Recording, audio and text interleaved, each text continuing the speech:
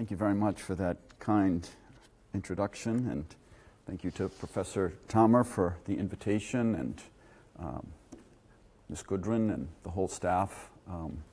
It's a pleasure to be here and to share ideas with you. As was suggested, I look forward to the ongoing conversation at the restaurant, but also conferences like this. There's always email correspondence afterwards, and I really enjoy that, especially with graduate students. They have so many brilliant ideas that they're thinking about, and I always enjoy the post-conference email correspondence as well as the conversation during the conference itself. So thank you very much for all of you being here. I should preface my remarks. There's so little on emotion and Islam, at least in Western languages. It's a vast topic, as we've seen.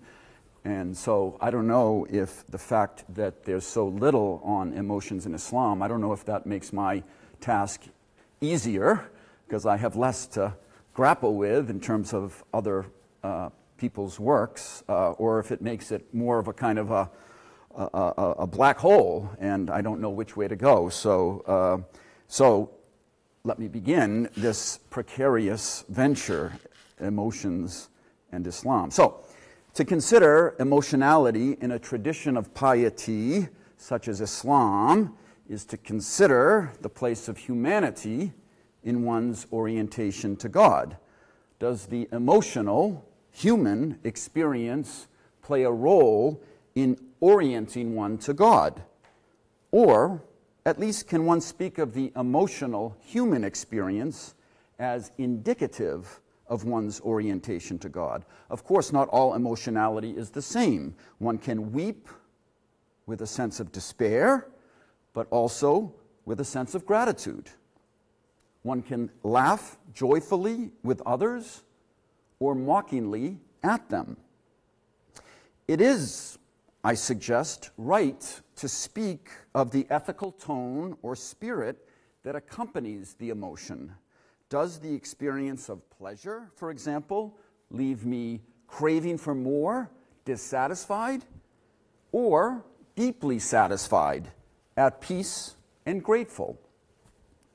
In this regard, when the Quran, for example, is depicting expressions of emotionality, it is not only depicting emotions, it is raising questions about the ethics, the character, the spirit of the emotion in question. Emotionality, then, can be ethically appropriate or ethically inappropriate. For example, the Quran criticizes those who laugh at the recitation of divine verse. Laughter here indicates a hardened heart, one that is not disposed to respond to God's message, especially the message of Judgment Day. If one's heart were softened, one would weep when hearing the recitation of divine verse, weep with a sense of humility, khushu', at the prospect of what one might face on Judgment Day, and also with a sense of remorse, hazan, at failing to respond to God's cause. Indeed, those who laugh now, the Quran notes, will weep on Judgment Day when the truth of God's promise to reward or punish according to one's response to the eschatological message is realized. The Quran, in seeking to identify, even to define ethically appropriate emotionality, is challenging assumptions of emotionality in the cultural context in which it was revealed. That is, the clan culture of pre-Islamic Arabia, where, for example, one was to weep when one's clan had been humiliated by another clan. I do not wish to simplify, but it can be said that depictions of tears in pre-Islamic poetry often had the goal of inciting a clan to fight its enemies and so revenge its honor and erase the shame brought upon it by killing those who had offended its honor. In contrast, some depictions of weeping in the Quran are associated with one's failure to respond to the call to fight for God's cause, as opposed to the idea of fighting for worldly glory, that is, for the honor of one's clan that had been lost and needed to be avenged.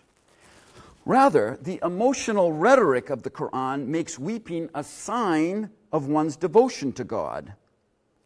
God, who alone has the might, al-izzah, and thus who alone is the one who will exact vengeance, intiqam, whether in this life or the next, against those who fail to heed the recitation of divine verse. It is worth noting the prominent place given to weeping in today's jihadists' circles. Who would have thought? Manly warriors, all sorts of hymns on a sheet with representations of weeping. Significantly, the spirit of jihadist weeping clearly diverges ethically from the character of weeping in the Quran and is arguably closer in spirit to the wailing over clan honor as depicted in pre-Islamic poetry. Depictions of weeping in online jihadist hymns exalt the glory of the warrior hero whose might is magnified to the disregard, it would seem, of God's might. Here, the hero is, in contrast to the Quran, not God, who alone exacts revenge on Judgment Day, but the jihadist warrior who struggles to restore the worldly might of the ummah, the community of Muslims, or more precisely, that of his jihadist clan. In short, by jihadist logic, in contradiction to the logic of the Quran, one weeps sorrowfully. This is by jihadist logic. One weeps sorrowfully, even with melancholy, if not despair, at being separated, firaq or hajar, from a fellow warrior fallen in battle. It is as if the jihadist hymns seek to define the meaning of the death in terms of worldly sentiments, rather than accepting death as God's decree, as is the teaching in Islam. Of course, it is permissible in Islam to weep, even sorrowfully, over the death of a loved one, but one is to do so with a sense of God's mercy for the deceased, not with sorrow over the ummah's loss of worldly glory or misery over its political weakness globally. The meaning of weeping in Islam takes on a sharper focus in the Hadith, the collection of sayings of the Prophet. Several sayings in the canon of Hadith include depictions of weeping. It is worth noting that the pious circles in which the sayings of the Prophet were collected were known for their wariness of the world as a source of religious danger, the world as a source of religious danger. The term in Arabic is zuhud. By the logic of this form of piety, one was to weep in horror at the terrors of hellfire that one might have to face as a result of one's religious shortcomings, shortcomings that were the result of being in the world, the result of worldly engagements. Did one, for example, conduct trade that included, even unknowingly, a Sharia-prohibited transaction, thereby risking one's fate on Judgment Day and exposing one to the terrors of hellfire? Some pietistic types even expressed a wish not to have been born, rather than face this eschatological dread. However, where there is fear, there is also hope. Tears that were shed contritely over one's religious shortcomings and in fear of hellfire were understood as a cause. Tears here were understood as a cause for God's mercy and forgiveness. One could therefore speak of this weeping as apotropaic, warding off God's wrath. Here, then, we see evidence of the way in which emotionality, if ethically appropriate, has religious value, that is, impact on one's standing with God. Of course, it is the tears of the Prophet over his community's failings that have most value in that sense. Several sayings in the Hadith depict the Prophet weeping for his ummah, and in that sense, interceding for them. Much more can be said about weeping in Islam in the discussion. It is worth noting that pious writers from a very early period, partly under the influence of Christian monasticism, would recognize the effect of holy tears on others. This is kind of the emotion contagion or the laughter yoga effect, right?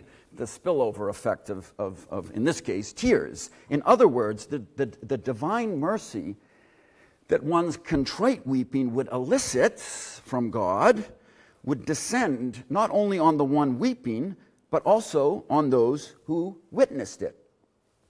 Weeping, I suggest, is the emotional expression par excellence in Islam, and I say that very tentatively, given how little there is on emotions in Islam. But its presence, the presence of weeping in the tradition, is arguably equal to that of Sharia itself, and should therefore force us to reconsider the prevailing Sharia-centric conception of the nature of religiosity in Islam. So what I hope is clear from my remarks thus far is the need to consider not simply emotional expression in Islam, but also the ethical complexity surrounding it. And that's certainly what the previous two presentations, or one aspect of the previous two representations, were getting at. And so I think there's a lot there in terms of thinking about these things across religious traditions. So not only weeping, but all emotionality in the tradition of Islam has varied ethical nuance in different contexts, but one can also see overlap. So one can note a measure of awareness in the tradition regarding the varied nature of emotionality, right? It didn't require modernity for people to begin theorizing about their own experiences. Muslims, in this case, were doing so, in the medieval period. They were aware of the varied nuance of emotionality. So in that regard, assessments of emotion in Islam are heir to the Greco-Hellenistic heritage, which included varied conceptions of emotionality, some positive, others negative. We can see this, for example, in the heritage of sorrow in Islam, huzn. One saying in the Hadith canon states that sorrow is the cause for the expiation of sin, al-kafara an adhanub. It would seem the matter is clear. Your feelings of sorrow have a purgative effect on your soul, the emotion of sorrow itself prompting you to become less attached to the ways of the world. However, scholars debated the matter. Some said it was not the experience of sorrow itself that had religious value, but rather one's patience, sabr, in enduring the sorrow and not allowing it to lead one to discontentment with God, which would harm one's religious integrity. In the debate over sorrow, one can see glimpses of Stoic and Platonic sentiments. Is the emotion of sorrow, or any form of emotionality, a disturbance in the soul, ittirab? If so, it cannot have religious value, but actually risks one's religious integrity if one does not bear it patiently and not let it overwhelm one's soul. Indeed, some scholars express concern that emotionality as a kind of disturbance in the soul actually invalidates one's prayer. In contrast, another line of thinking, no less widespread than the first, saw the emotion of sorrow not as a disturbance in the soul, but rather as a spiritual state in the soul. A spiritual state, hal, that served as the indication of the appropriate attitude one should have towards this world that is passing and therefore religiously inconsequential. Here, it is sorrow, the emotion itself, that is ethically appropriate, that is a religious virtue.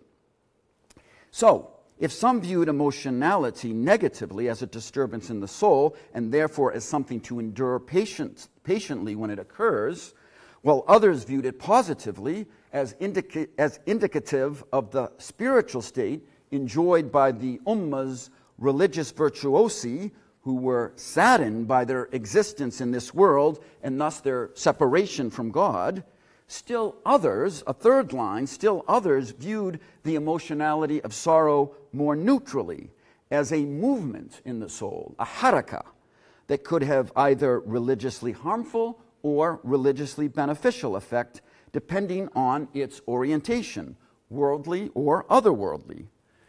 By this third line of thinking, no less widespread than the first two, emotionality is the manifestation of inner spiritual activity in the soul, good or bad. As such, emotionality is what moves the soul from one spiritual state to another.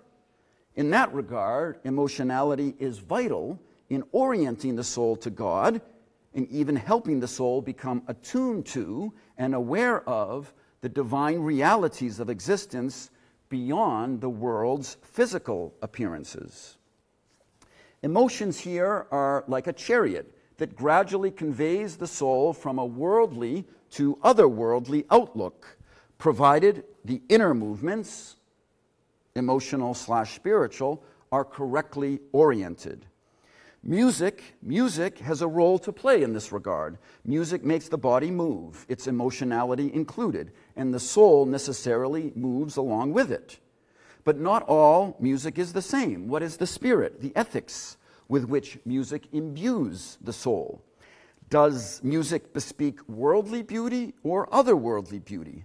Does it move the soul towards God, whether sorrowfully, in recognition of one's religious shortcomings, or joyfully, in recognition of the possibility of God's mercy? In this regard, emotionality as a set of movements in the soul is necessary for religious growth. Emotionality here, in this view, is necessary for religious growth. It is a result of emotionality that music can bear religious fruit. After all, if one is emotionally dead, the music, which operates by moving one bodily, then emotionally, and in turn spiritually, cannot have effect on the soul if one is emotionally dead. Here, musically enhanced emotionality is attuned less to Judgment Day, fear of hellfire, or hope of paradise, and more to awareness of God's presence with all things. More specifically, by listening to poetic refrain in well-proportioned musical verse, one's emotionality becomes more attuned to the divine mystery, sir, that resides in one's heart and that is to prevail over one's soul.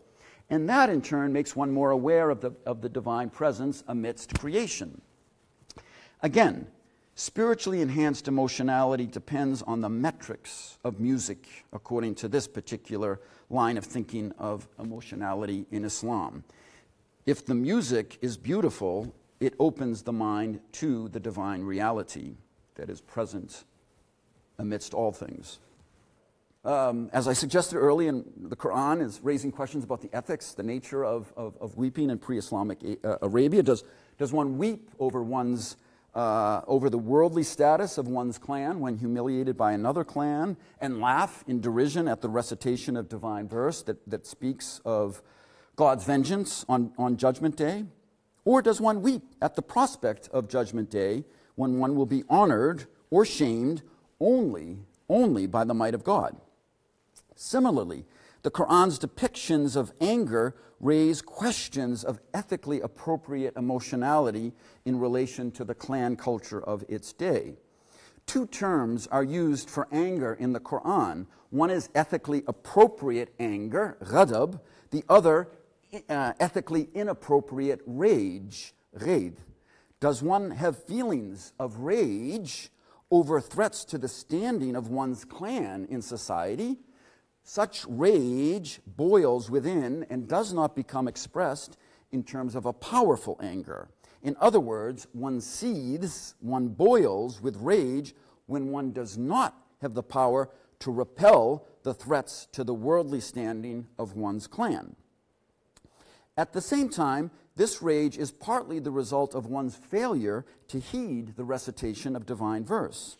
In other words, emotional sensitivity, a softened rather than a hardened heart, is needed to respond appropriately to the message of God, which depicts God as singular agent of anger, vengeance, since all might belongs to God.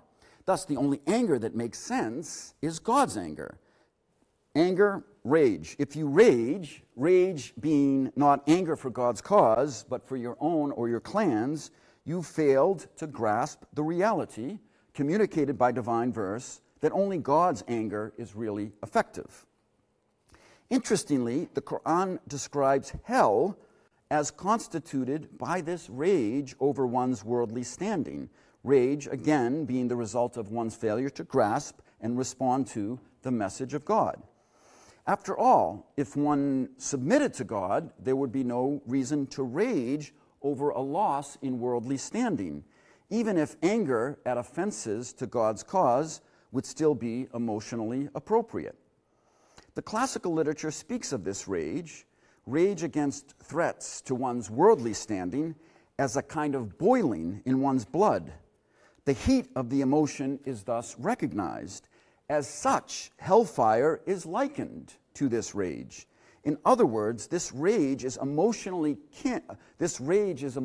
akin to the heat of hellfire, making it satanic in that sense. In short, there is emotional continuity between the devil, who was created from fire, and rage of this self-centered kind. In this sense, anger of this kind, rage, while not classified as a deadly sin, is not simply a threat to society, but also to one's soul.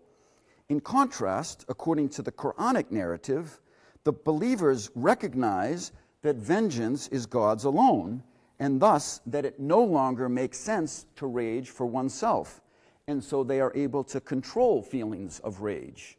In this sense, the ability to control one's rage, because one has recognized that all vengeance is God's, is connected with a readiness to forgive others and to act towards them with kindness. Of course, controlling one's rage in this sense is one thing, being angered for God's sake is another. A prophetic saying states that one should be angered at violations of the sacred, infractions of Sharia, for example, but also at ethical deficiencies, including the failure to consider society's weaker members. Nevertheless, the heritage of anger in Islam places the emphasis on controlling it. Apart from matters of God's honor, one should control one's anger, not deny it, but keep it hidden, since it is religiously inconsequential. That is, your own anger for yourself has no value on Judgment Day. Developments in Islam's heritage of anger are less apparent than those in its heritage of weeping. The literature on anger is simply not as robust as that on weeping. However, literature beyond the texts of Revelation offer insight into anger in Islam, not simply as potentially sinful or societally destructive, but also as needed for governance. Here, anger, as opposed to rage, implies the ability, the emotional power to exact vengeance for wrongs committed against the honor of those who represent God, that is, those who are responsible for the order of Islam, namely political rulers and religious scholars. Thus, in the historical literature, anger is legitimate when expressed by the ruler, who, as God's representative, deploys his anger at breaches in the political order of Islam, including threats to his own power. However, the anger of the ruler was a delicate matter, even if seen as expression of divine wrath. It was needed to ensure order in society, but anger disrupts one's emotional balance, that is, one's mastery over one's soul, clouding one's judgment and leading to rash decisions. And in such a state, one is no longer fit to govern.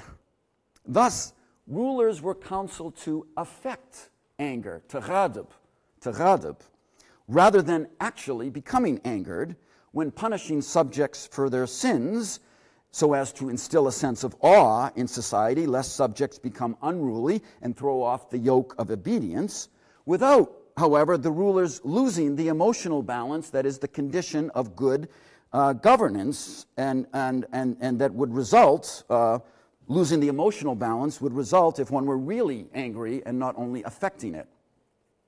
Similarly, in Islam, religious scholars have a share in governing society on behalf of God.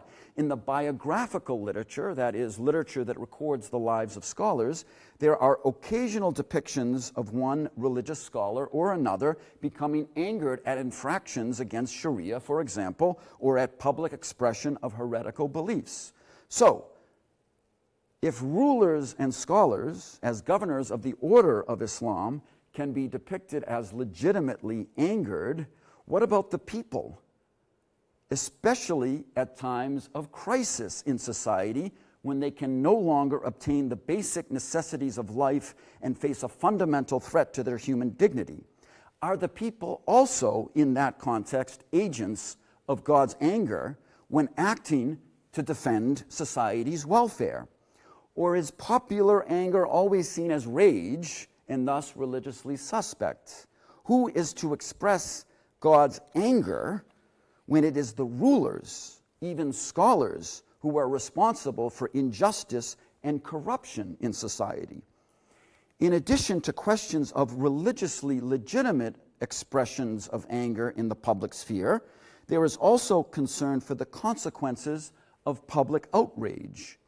As Islam's scholars have long noted, rebellion often results in more harm than benefit.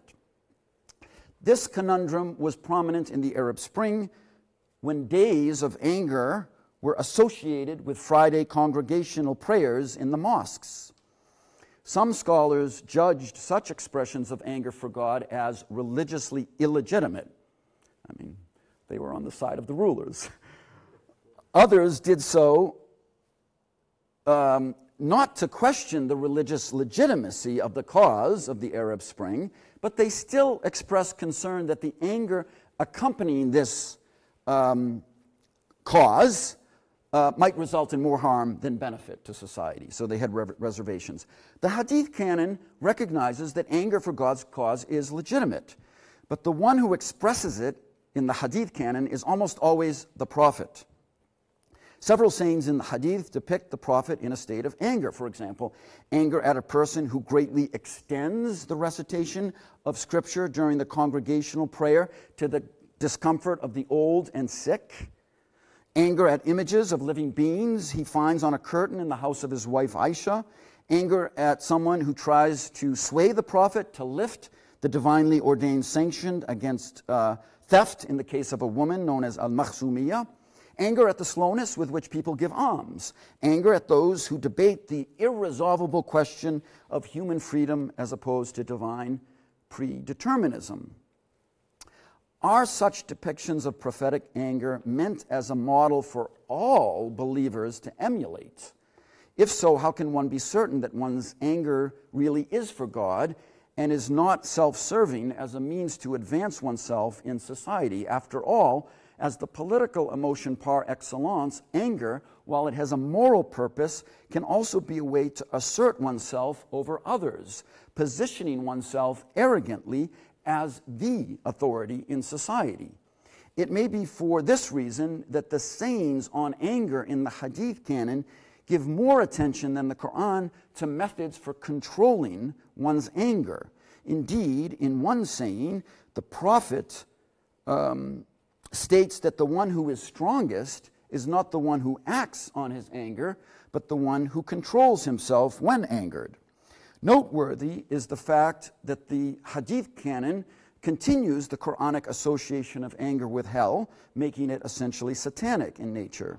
Thus, according to one saying, when feelings of anger begin to arise, one should invoke God's refuge against Satan. Another saying calls one simply to be quiet rather than respond to the situation provoking one's anger. Yet another saying counsels those who feel anger to change their bodily position, to sit if they are standing or to lie down if they are sitting. And since anger is the hot emotion, making it akin to the devil in that regard, one can treat it by doing one's ablutions, the water of which quenches the anger.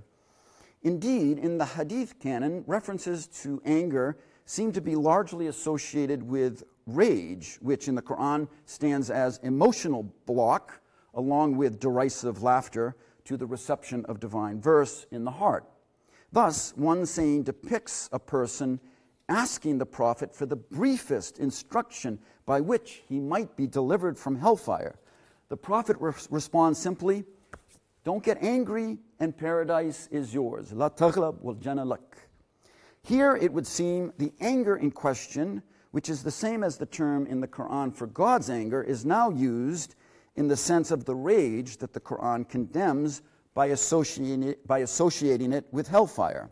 Thus, indeed, if one does not get angry in this satanic sense, Hellfire would then have no hold on one's soul, and paradise would be one's destiny. In this sense, the call of the prophet to refrain from anger echoes the Quranic verse in Surah Ash-Shura, which speaks of those who do not sin or act immorally as not getting angered, but as forgiving. The point, it would seem, is that those who do not sin have realized that they are forgiven. That idea of being forgiven means I'm not going to offend God. And as a result, they become more lenient, more soft-hearted in situations that would normally provoke one to anger. Okay, I'm going to skip a long section, and I hope we have about 5 more minutes. 5 more minutes. Okay. Skip this one. This is on Ghazali, the 11th century scholar who has the longest, most detailed treatise on anger in classical Islam. But what about joy and happiness? At first glance, the matter seems ambiguous. The term for joy, farah, has a generally negative connotation in the Quran, implying gloating or boasting over one's own glory, taking glory in oneself, that is, instead of God's might, or also negatively in the sense of rejoicing over the misfortunes of Muhammad's community, a kind of envy or delight in one's loss. How do you speak that? Schadenfreude. Is that how you say it in German? Schadenfreude. Yeah, right. One should not take joy in this Quranic context in the sense of pride, even over what one has received from God in this life. The only religiously legitimate joy is in God's grace, fadl, and mercy, rahmah.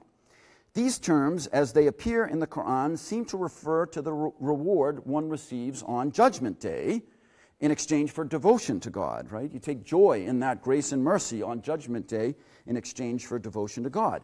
Joy in the Quran, like weeping, is to be eschatologically oriented. However, over the centuries, scholars have offered different interpretations of the Quranic discourse on the grace and mercy in which one is to take joy on Judgment Day. For example, Ibn Qayyim al-Jawziyah, 14th century scholar, equates God's grace, fadl, with devotion, meaning Islam's ritual, and faith, meaning Islam's creed, and he equates God's mercy, rahmah, with knowledge, meaning Sharia, and the Quran. His point is that Islam, in its ritual, creedal, moral, and scriptural dimensions, is what allows one to realize happiness in this world and the next, and so it should be cause for joy. Later scholars also talk of legitimate joy in terms of eschatological causality. One should take joy in Islam as the cause of eternal bliss, but also in God's mercy as the effect of practicing Islam. Ibn al-Qayyim offers a particular religious framework for thinking about the grace and mercy, the religion of Islam, by which one is to be moved to joy. He asks his Muslim readers to think of the generosity and goodness that God had determined for them from pre-eternity by giving them Islam, even prior to creating them, despite God's knowledge of their religious shortcomings and without any merit on their part for deserving God's goodness to them. One should be struck with joy and happiness, surur, in God when thinking of the grace that one receives despite being wholly unworthy of it. Indeed, this joy in God is so great that it makes one's soul expand, causing one to forget one's faults, evils, and deficiencies. However, as Ibn al-Qayyim cautions, such joy in what one has received gratuitously from God, including one's salvation through Islam, despite one's offenses, should be tempered by a healthy fear of God, since only exulting in what one has been given by God without fear of God can lead to a spiritual despotism, which occurs when one takes joy in the grace one is given, while forgetting the giver. This recalls the view of other scholars who say that the joy one takes in worldly things is fine, not sinful, so long as it does not make one forget the joy one is to take ultimately in God's grace and mercy. Indeed, Muslims today continue to interpret the meaning of God's grace and mercy in which they are to take joy, sometimes consciously over against the widespread notion, as they see it, that to be a Muslim, one must always be disgruntled at the world. For example, Muhammad Nuh al-Qadha, a television personality and former minister of religious affairs and also of sports in Jordan, talks about joy as a religious duty. God has instituted 2 holidays, times of joy, as a religious duty. In addition, he interprets God's mercy and grace in mundane terms. Whenever one is protected from harm, he says, illness, distress, that is a sign of God's mercy in which one is duty-bound to take joy. And whenever one is the recipient of a benefit, marriage, children, house, employment, that is a sign of God's grace in which one is duty-bound to take joy. Finally, 5 minutes are gone. Can I have 2 minutes? Okay. Oh, thank you.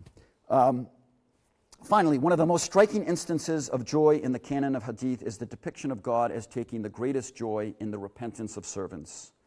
Such joy being described as greater than that of a man in the desert whose camel has ridden off with all his provisions, and so he lies down thinking he is to die, only to wake up and find to his great joy that the camel has returned with all his provisions. And so this is compared to God's joy, and yet Muslim scholars are careful to qualify God's joy to make sure it's not anthropomorphic, and so they express it as a manifestation. They describe it as a manifestation of God's perfection. That if humans didn't sin, then God's perfection in terms of His mercy, His kindness, etc., wouldn't have opportunity to manifest itself.